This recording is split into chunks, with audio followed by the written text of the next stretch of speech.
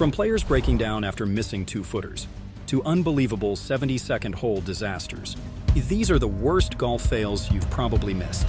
And first, we start with number 20. This is Dustin Johnson at the 2017 WGC HSBC Champions. Imagine this. You're the world #1 golfer, riding high with a 6-shot lead heading into Sunday. You're on the verge of golf history, poised to become the first player ever to win 3 World Golf Championships in a single year. The trophy? Practically within arm's reach. But then, the worst thing that can happen becomes reality. For 54 holes, Dustin Johnson was untouchable. But on this fateful Sunday, he made not a single birdie. The best player in the world at the time couldn't make 1 birdie when it mattered most. But that's not all. While DJ was self-destructing with 5 bogeys, Justin Rose was putting together the round of his life. Starting 8 shots behind Johnson, Rose probably didn't even consider himself a contender. Who would? He only realized he was in contention when he glanced at a leaderboard behind the 14th green and saw he was just 3 shots back. Suddenly, it was game on. While DJ's round spiraled into chaos with 5 bogeys and a slew of missed opportunities, Rose stayed ice cold. His 5 under 67 was nothing short of clinical, a masterclass in seizing the moment when the door cracks open. And then came the finale. Standing on the 18th tee, Dustin Johnson still had an outside chance. An eagle could salvage something, anything, from the wreckage of his round. But fate had other plans. His approach found the water, a fittingly cruel end to a day where everything seemed to go wrong. His closing 77 was not just a stumble, it was a total collapse. By the end of it all, the leaderboard told the story. Rose at the top, DJ nowhere to be found. Number 19 takes us to San Francisco, 2005. John Daly versus Tiger Woods at the WGC American Express Championship. A classic David versus Goliath story. Except this time, David tripped over his own slingshot. The tension at Harding Park Golf Club was electric as these two legends found themselves deadlocked at 10 under par 270 after 4 days of incredible golf. And now, it all came down to this: a sudden death playoff. Tiger had been here before, a playoff assassin who thrived under the spotlight. Daly, on the other hand, was the wild card, a man who played with a mix of fearless confidence and unpredictable chaos. As they walked to the first playoff tee, the crowd held its breath. Would Daly pull off one of the biggest upsets of the decade? Or would Tiger once again prove why he was untouchable when the pressure was at its peak? The first playoff hole wasn't enough to separate them. But then, on the second hole, Daly faced a moment that would haunt him for years. He stood over a 3-foot putt to extend the playoff, just 3 feet between him and a chance to keep the dream alive. And he missed. The crowd fell silent, and Daly's face said it all: shock, disbelief, and heartbreak. Meanwhile, Tiger calmly tapped in for par, adding yet another trophy to his overflowing collection. Let's talk about number 18, and one of the most excruciating moments ever witnessed at Augusta National. It's 1978, and the Masters is coming down to a dramatic finish. Gary Player had already put on a show, firing an incredible final round 64 to take the clubhouse lead. But all eyes were on Hubert Green, still out on the course, methodically closing in on the chance to force a playoff. As Green approached the 18th green, the tension was palpable. His second shot? Perfect. The kind of approach you dream about, landing 3 feet from the cup. The gallery roared. It was all there for him. A short putt to keep the Masters alive. But in golf, nothing is ever that simple. As Green stood over the putt, the worst thing that could happen happened. Out of nowhere, a radio announcer's voice cut through the still Augusta air like a knife. The interruption shattered the silence, and Green's focus. He stepped back, took a deep breath, and then pushed it right. Just like that, a green jacket slipped through his fingers and Player claimed his 3rd Masters title. The moral of the story? Sometimes the shortest putts leave the longest scars. And at Augusta National, even the smallest distractions can write themselves into golf history. Coming in at number 17, which should probably rank even lower on the list of the worst chokes. It's so brutal, it's almost unimaginable. But before we move on, I need your help. My goal is to reach 20,000 subs before my birthday in March. These videos take a lot of time and effort to create, so if you're enjoying them, please help me and subscribe to the channel. Alright, here we go.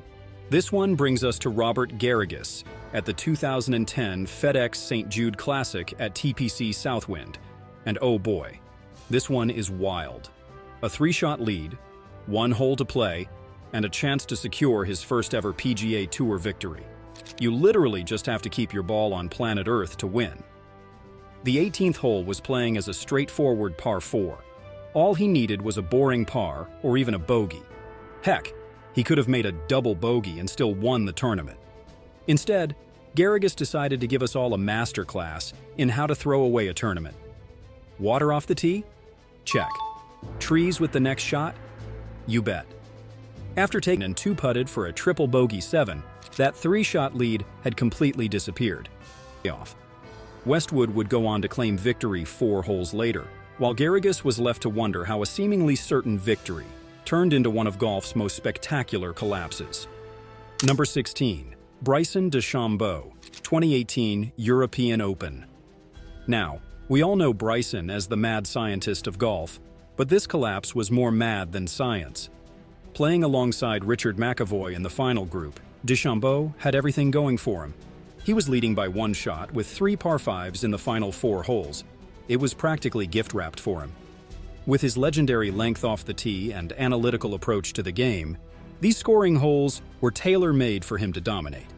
However, what followed was a meltdown that even science couldn't explain. DeChambeau's precision game completely abandoned him as he went bogey, bogey, par, triple bogey. That's a cry for help. His frustration boiled over on the 15th hole when he sent his ball swimming, and by the time he reached the 18th, Bryson was in full implosion mode. 2 balls dunked into the water turned what could have been a triumphant birdie into a gut-wrenching triple bogey, 8. His final round 78 was the stuff of nightmares, plummeting him from a shot at victory to a tie for 13th place. But the worst was yet to come. While McAvoy was celebrating his first European Tour victory after 285 starts and 17 years of trying, DeChambeau barely acknowledged the champion. His handshake with McAvoy was colder than a Scottish winter, a brief, dismissive gesture that drew immediate criticism from fans and fellow players alike. Here was McAvoy, finally getting his breakthrough win after nearly 2 decades of grinding, and DeChambeau couldn't even muster basic sportsmanship. Not exactly the behavior you'd expect from someone who prides himself on being golf's intellectual ambassador. Speaking of pressure situations, number 15 takes us to the 1991 Ryder Cup and Mark Calcavecchia's meltdown that still gives golf fans nightmares. This wasn't just any Ryder Cup. This was the infamous War on the Shore at Kiowa Island's Ocean Course, where tension was already at an all-time high. Team USA hadn't won the Cup in their last 3 attempts, and the pressure was mounting to bring it back home. So what happened?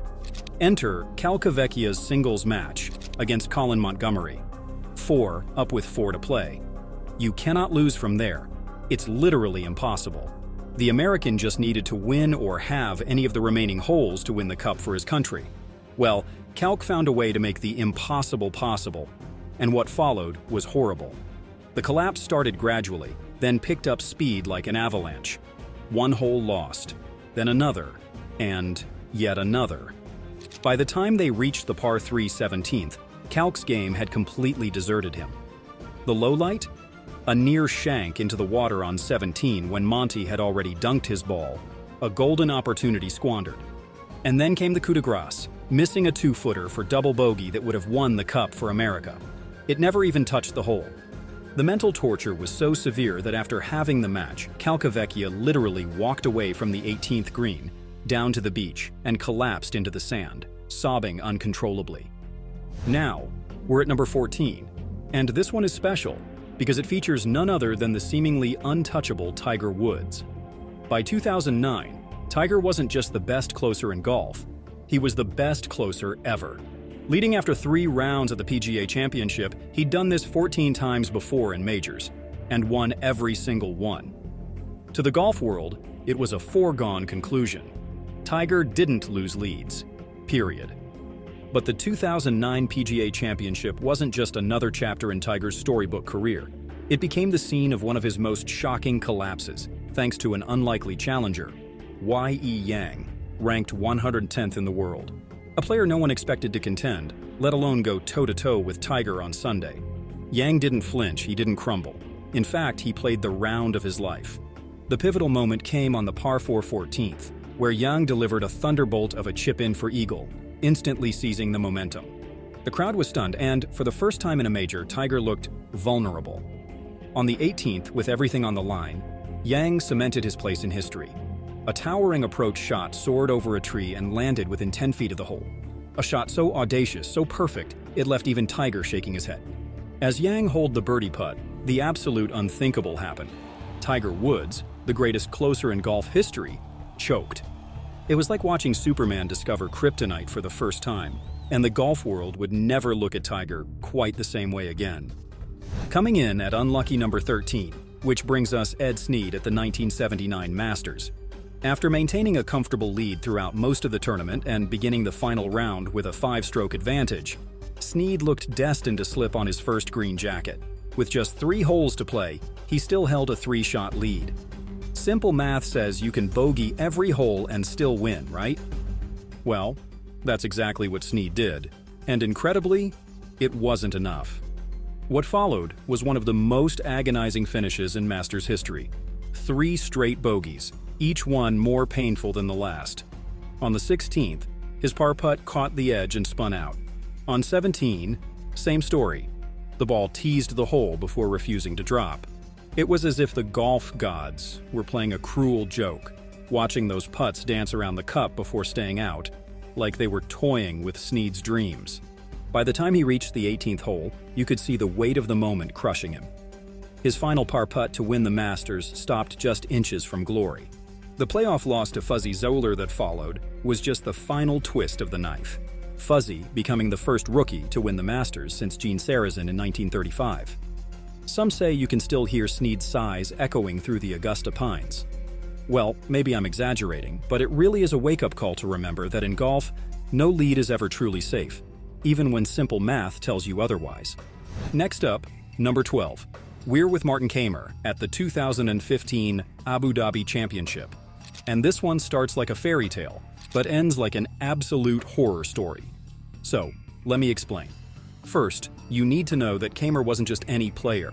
He was a 2-time major champion, former world number 1, and known as one of the most reliable closers in golf. In other words, he was a guy with experience. So, when he birdied 3 of his first 4 holes to lead by 10 shots, nobody batted an eye in the Abu Dhabi Championship. At that point, you could relax and play the rest of the round with a beer on the other hand and still win from there. But golf, as we know, has a cruel sense of humor. What unfolded next was one of the most inexplicable collapses in recent golf history. Kaymer's precision game mysteriously abandoned him as he played the remaining holes 6 over par. Meanwhile, Gary Stahl, ranked 357th in the world and a complete unknown, surged through the field, carting a bogey-free 65 to put himself in contention. By the time the final few holes came around, Kaymer's 10-shot cushion had evaporated.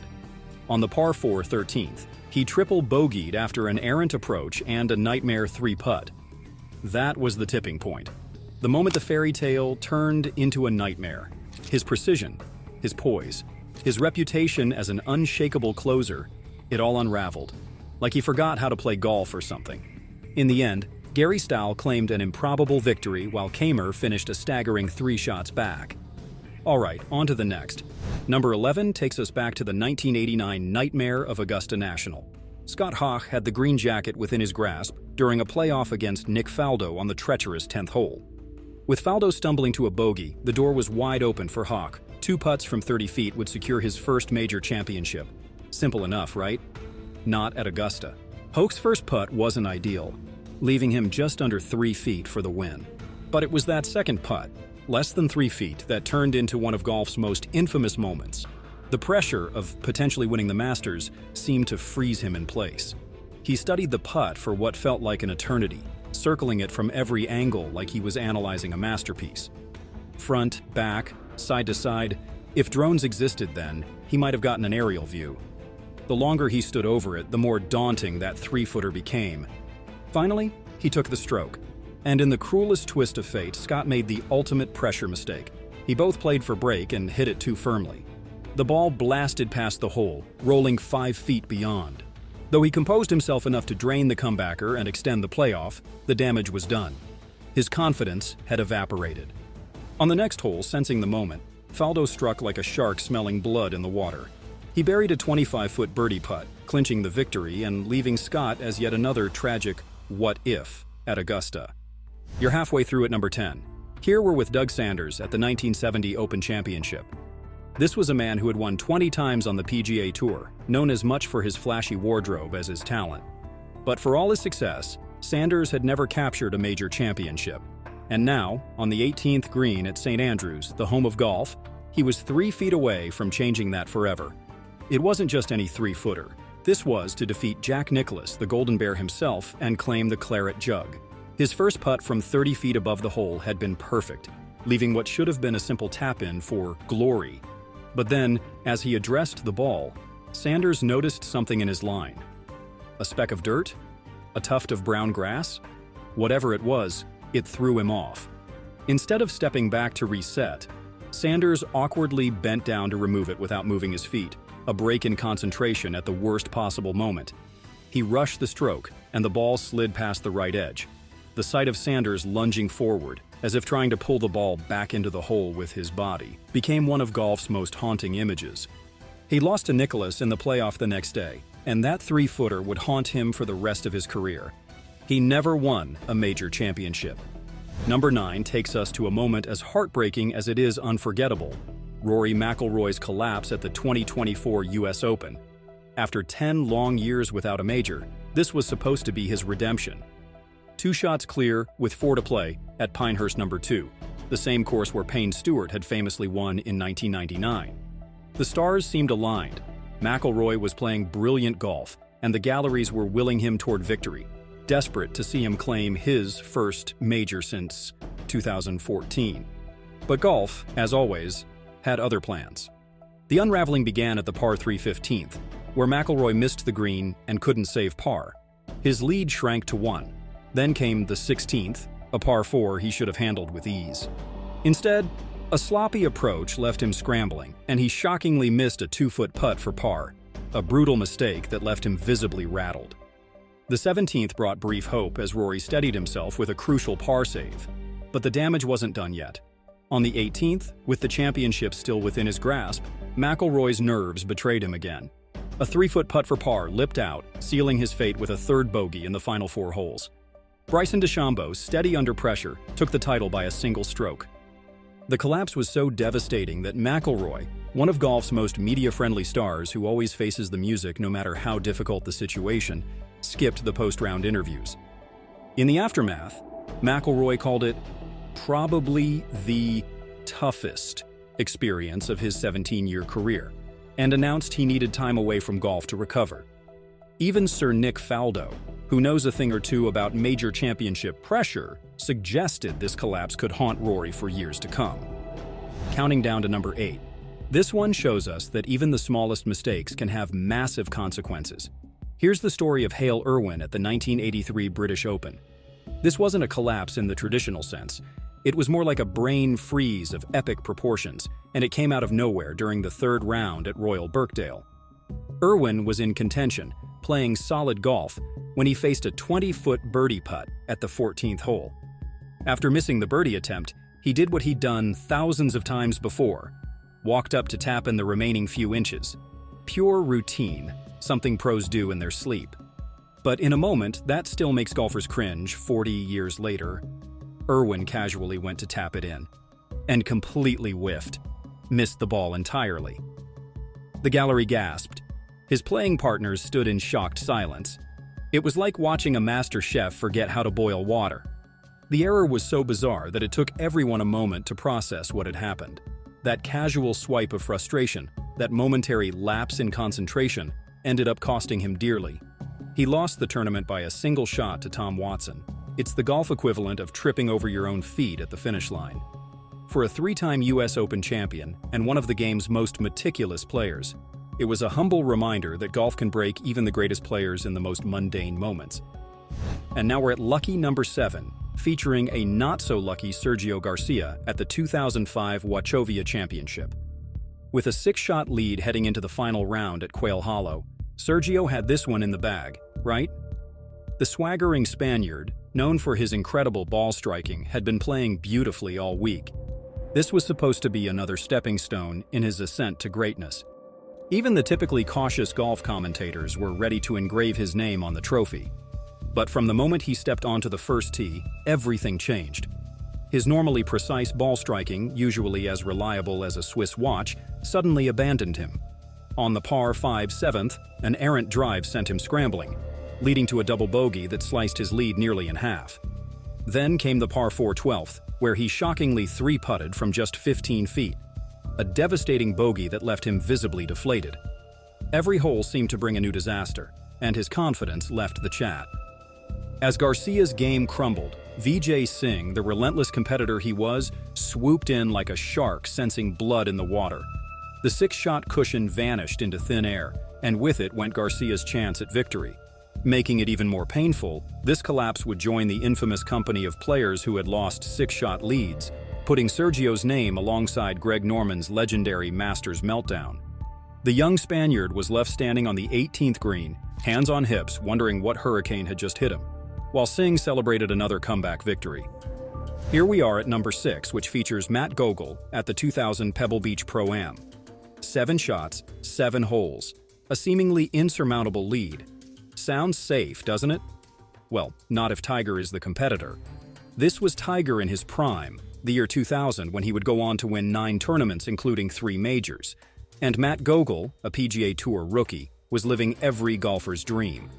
But he picked the absolute worst day to fall apart. What unfolded over those final 7 holes was like watching a nature documentary where the predator slowly stalks its prey.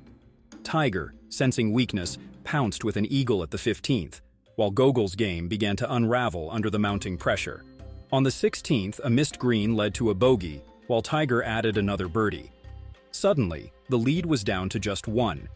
By the time they reached the final hole, the inevitability of the moment hung in the Pacific air. The crowd knew what was coming. They'd seen this movie before. Tiger's eyes had that familiar intensity, while Gogol looked like a man trying to hold water in his hands. This wasn't just a collapse, it was a combination of Gogol's meltdown and Tiger's legendary fighting spirit. When Woods finally sealed the deal with a birdie at the last hole, completing a round of 64, it felt both shocking and somehow inevitable. The 7-shot comeback remained the largest of Tiger's PGA Tour career, and it talks about both his brilliance and Gogol's unfortunate place in history. Yes, you've made it to our top 5, and this collapse is so unbelievable, it feels almost impossible. Enter Kyle Stanley at the 2012 Farmers Insurance Open at Torrey Pines. A 3-shot lead on the final hole, on a par 5 no less. How do you possibly give that away? Impossible, right? Yet somehow the unthinkable happened. Stanley had been flawless all week, even holding a 6-shot lead with 9 holes to play. Now, standing on the 18th tee, he just needed to avoid disaster. He played it smart too, laying up to a perfect yardage of 77 yards, rather than risking the water by going for the green in 2. Smart, right?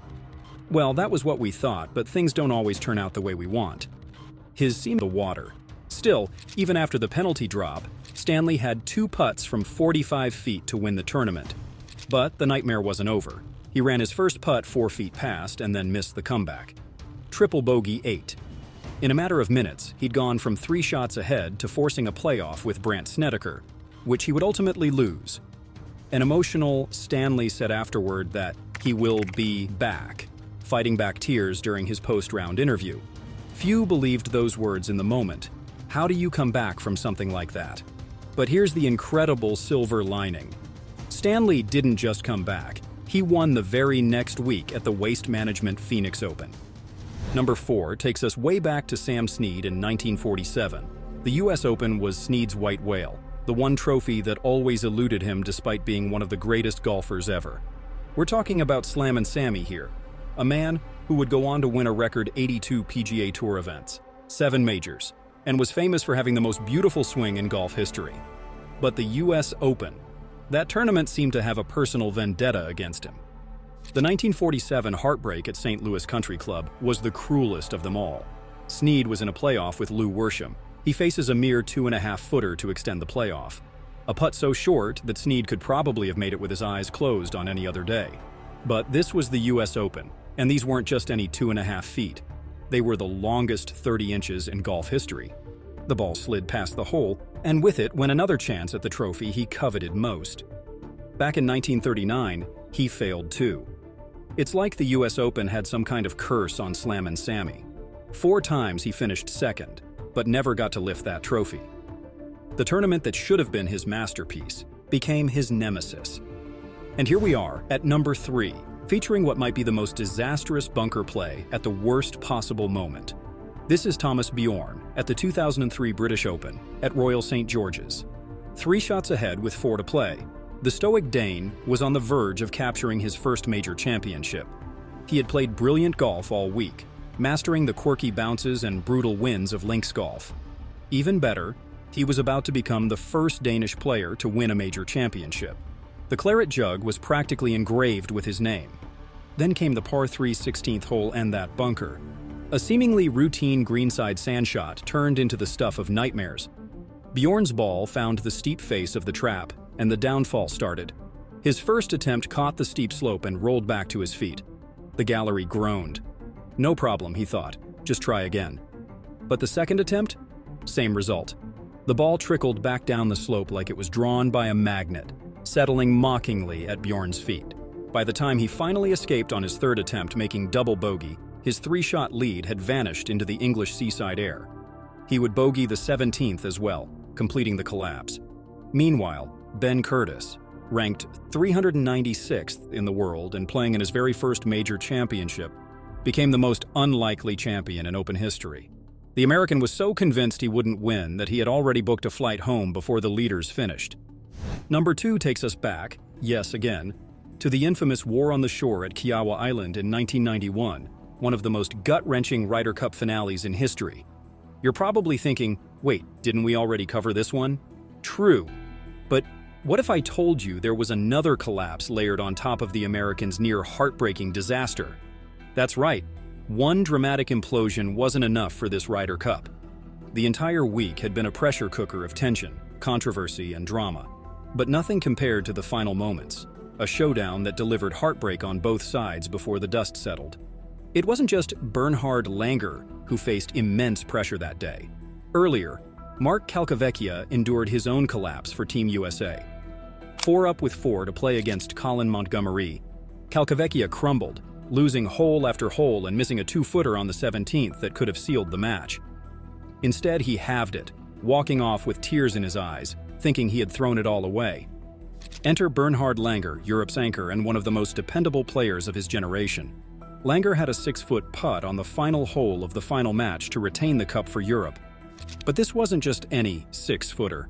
It was the 6-footer, the kind of putt that could make or break legacies.